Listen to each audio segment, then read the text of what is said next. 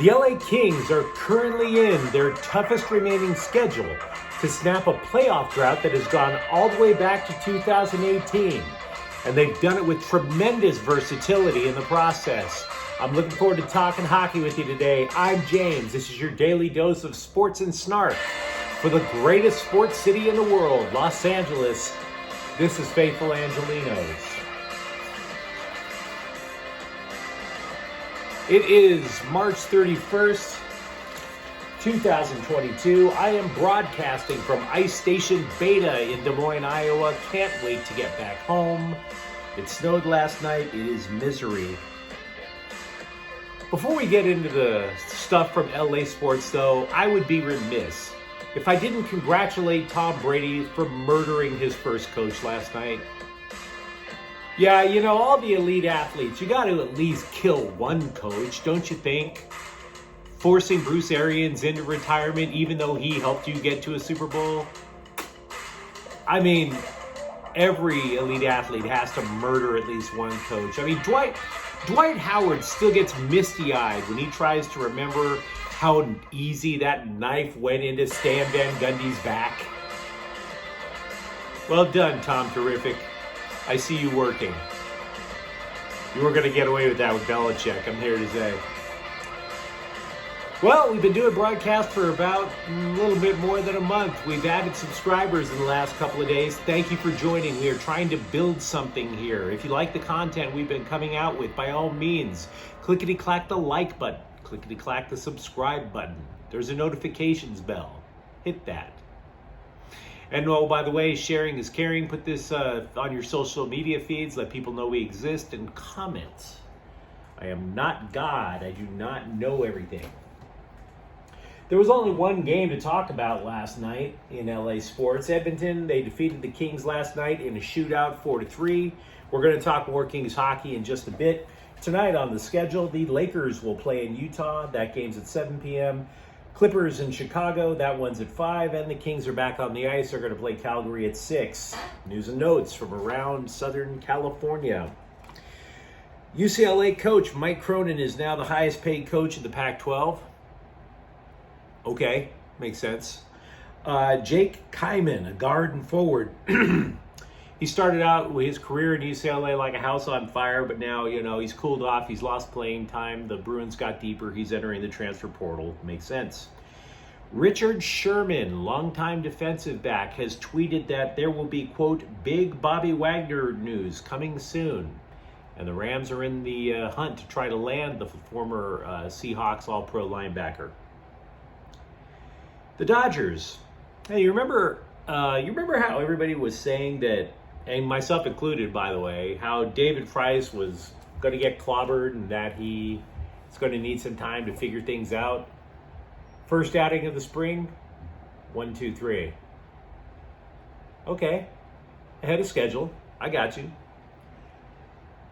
USC football, Darwin Barlow, a running back, just absolutely torched former offensive coordinator Graham Harrell. He said, we don't... He was on... I'm just going to paraphrase. We didn't even have to know the plays because we weren't being used. That's what it was like with tailback tech when they tried to go under Clay Helton. There are so many players right now who are sitting there just barbecuing. They're not even mentioning Clay Helton by name, but you know damn well what they're referring to. The LA Times was referring to this offensive lineman who's basically gone under he's been there for about 4 years, and this is going to be his 4th offensive line coach. And he's finally saying now there's accountability. Clay Helton. Come on, man. By the way, the lineman was Andrew Voorhees. He was going to go to the NFL, he was saying. He was telling the LA Times he's going to go to the NFL, but the new offensive line coach in Lincoln Riley got him to buy into the vision. So, again, there's a massive difference when you get somebody who actually knows how to communicate what they want to accomplish. Let's talk about the Kings. I've only done one video on them. That's my fault. I really enjoy Kings hockey. I've gone to 3 games this year. Hockey is my passion. It's the only sport I was even remotely good at. in the sense that I could skate without falling on my ass after a while. The thing with the Kings, they're versatile. They're not just young, they're versatile, and they're versatile on purpose. You remember, if you're a longtime Kings fan, you might remember a guy named Olli Jokinen. Okay, this is the way the Kings used to do things back in the day. He was a rookie back in 1997. He was drafted 3rd overall, and he comes up and he played all his first year. He didn't go to the minors. He just immediately went to the Kings, and he stunk up the joint in that first year, right? He only had like 3 goals, 20 points. The fans were like, this is a 3rd overall pick and he can't do squat. What are we doing? And the Kings get rid of him, and the guy winds up having a 20-year NHL career. He wound up being the captain of the Florida Panthers, and that was a problem. The Kings were impatient at that time. They didn't know what they were doing. Who was the captain of that team? Current general manager Rob Blake. You don't think he noticed how Olli Jokinen was being treated?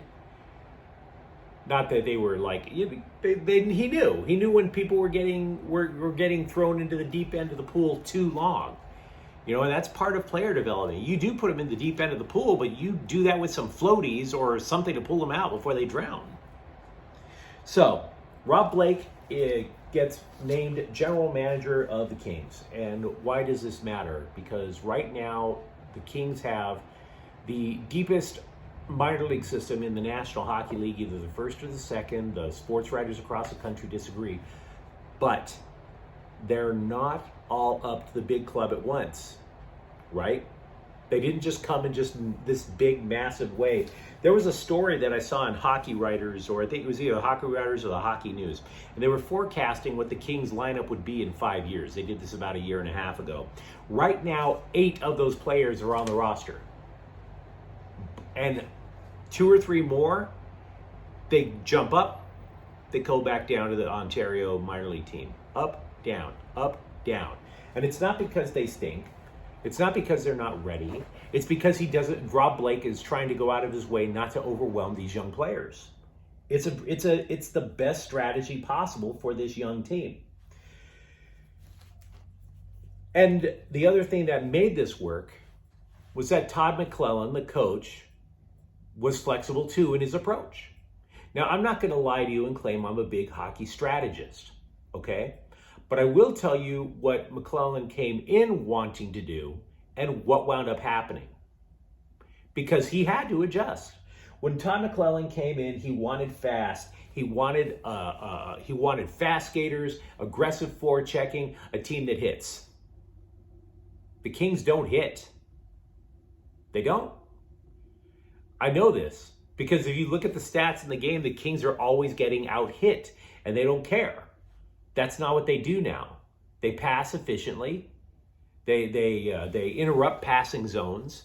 There's a new type of defenseman, for example, right? You used to want a defenseman who was big and was going to put a big hurting on you, and now defensemen are getting much more technical with the way that they do things. Jordan Spence, a former who's currently number 8 on the Kings minor league draft rankings from some sports writers, he's the prototype of this. And they have a couple other guys in the minor leagues who are actually rated better than Spence, but they do the same thing. It's all about technical proficiency, getting in passing lanes, poking the puck free from the offensive player, not knocking them on their ass.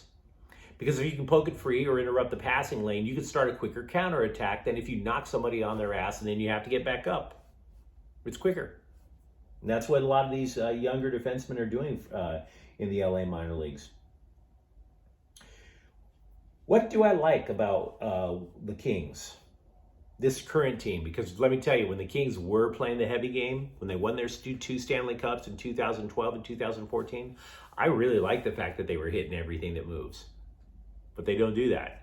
Now, what I do like is they have 2 lines that I like a lot. One is actually a line of players that are all former first round draft picks. Quentin Bifeld, who a couple of years ago was drafted number 2 overall. Remember what I mentioned about Olli Jokinen? They intentionally didn't rush Quentin Byfield on purpose because of that.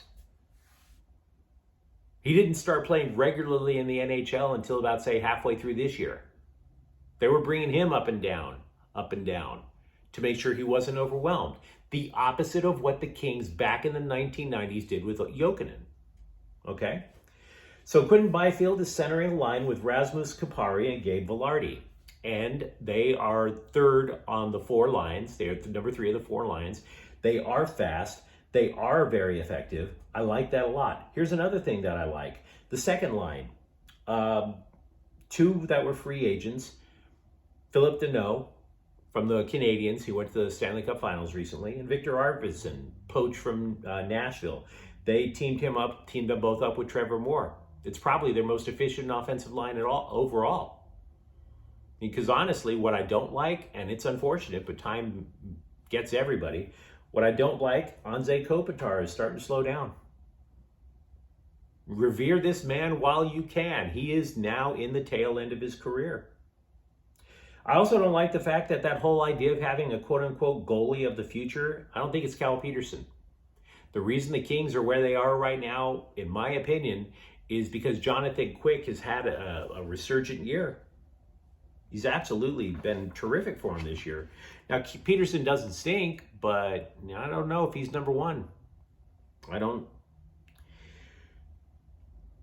Computers rate the Kings as having a 75% chance of making the playoffs. Here's what the young Kings have to worry about. There are 13 games left in the year. What happens when there's 20 games left in the regular season up to the end? Teams start getting into playoff mode, which means everything gets tighter. Everything gets a little bit more physical. Do the Kings have that? Do they have the ability to play a tighter game? And oh, by the way, last night playing Edmonton, if the playoffs started today, Edmonton was in it. Tonight playing Calgary. Calgary leads the division, and then Winnipeg. This 3-game stretch is the toughest of their remaining schedule. So, I mentioned earlier players coming up, players coming down. Because of that, we don't know who's going to last. We don't. And that's the beauty of the depth of the Kings minor league system.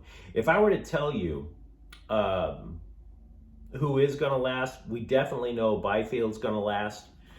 Defenseman Tobias Bjornfoot, yeah. He may not be the next Drew Doughty, but he's definitely up for good. He's already played 100 games, and he's 20. Oh, yeah. He's a regular now. He most definitely is. But as for some of the others, Alex Turcotte, he may not be the number 1 center that people envisioned for him when he was in the draft, because that's going to be Byfield. But he'll be a damn fine number 2. You're going to like that guy a lot. Samuel Fajemo, defenseman Christian Wolanin, along with Jordan Spence. I think they're going to be part of the next wave. That'll be next season. And then we're just going to see this lovely thing where all of these young players compete with themselves against each other, trying to see who is going to help build a potential Stanley Cup winner, a 3rd cup to LA. I can dig it. Now, if you enjoyed today's content, by all means, like and subscribe. I want to try and build something here, just like I like Kings hockey. Thank you for watching. I'm James. Faithful Angelenos is a Kian Corta El Queso production. Have a great day. Bye-bye.